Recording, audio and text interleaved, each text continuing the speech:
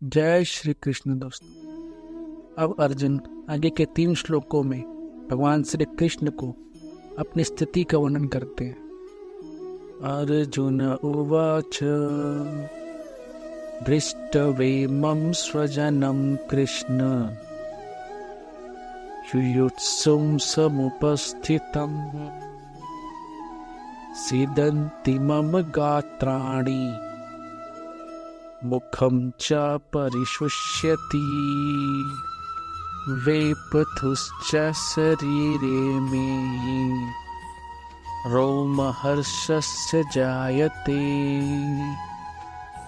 गाण्डीवं त्रंसते हस्ता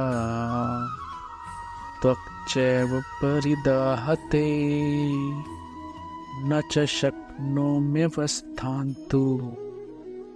भ्रमति वच मे मनः। अर्थात अर्जुन बोले, हे कृष्ण, युद्ध की इच्छा वाले इस कुटुंब समुदाय को अपने सामने उपस्थित देखकर मेरे अंग शिथिल हो रहे हैं और मुख सूख रहा है तथा मेरे शरीर में कपकपी आ रही है एवं रोंगटे खड़े हो रहे हैं। हाथ से गांडीव धनुष गिर रहा है और त्वचा भी जल रही है। मेरा मन भ्रमित सा हो रहा है और मैं खड़े रहने में भी असमर्थ हो रहा हूँ। अर्जुन को कृष्ण नाम बहुत प्यारा था। यह संबोधन गीता में 9 बार आया है। भगवान श्री कृष्ण के लिए दूसरा कोई संबोधन इतनी बार नहीं आया है। ऐसा ही भगवान को अर्जुन का पास नाम बहुत प्यारा था। इसीलिए भगवान और अर्जुन आपस की बोलचाल की भाषा में यह नाम लिया करते थे और यह बात लोगों में भी प्रसिद्ध थी। धृतराष्ट्र ने पहले श्लोक में संजय से यह पूछा था कि रणभूमि में युद्ध की इच्छा वाले मेरे और पांडु के पुत्रों ने क्या किया, और अब यहाँ अर्जुन ऐसा कहते हैं कि युद्ध की इच्छा वाले इन कुटुंब समुदाय को, अर्थात दोनों में बहुत फर्क है। धृतराष्ट्र की दृष्टि में तो दुर्योधन आदि मेरे पुत्र हैं और युधिष्ठिर आदि पांडु के पुत्र हैं, ऐसा भेद है।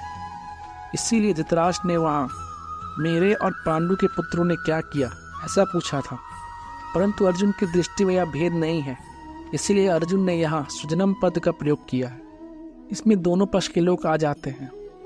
तात्पर्य है कि धृतराष्ट्र को तो युद्ध में अपने पुत्रों के मरने की आशंका से भय है, शोक है, परंतु अर्जुन को दोनों ओर के कुटुंबियों के मरने की आशंका से शोक हो रहा है कि किसी की भी तरफ का कोई भी मरे, पर वह तो हमारा कुटुंबी ही है।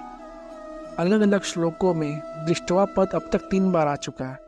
इन तीनों का तात्पर्य है कि दुर्योधन को देखना तो एक तरह का था, अर्थात दुर्योधन तो युद्ध की ही भाव से देख रहा था, परंतु अर्जुन का देखना 2 तरह का हुआ।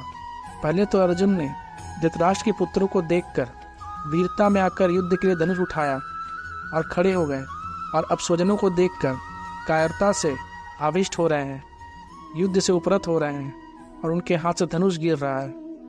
अर्जुन के मन में युद्ध के भावी परिणाम को लेकर चिंता हो रही है, दुख हो रहा है। उस चिंता दुख का असर अर्जुन के सारे शरीर पर पड़ रहा है।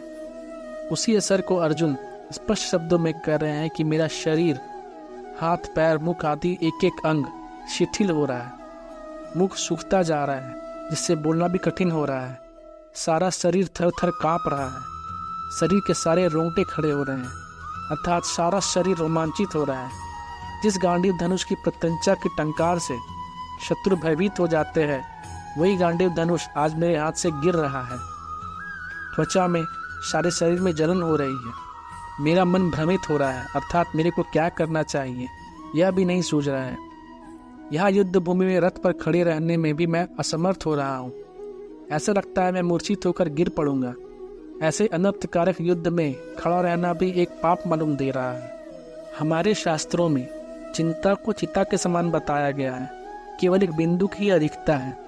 चिंता जीवित पुरुष को जलाती है और चिता मरे हुए पुरुष को जलाती है, और उसी चिंता में अर्जुन डूबते जा रहे हैं।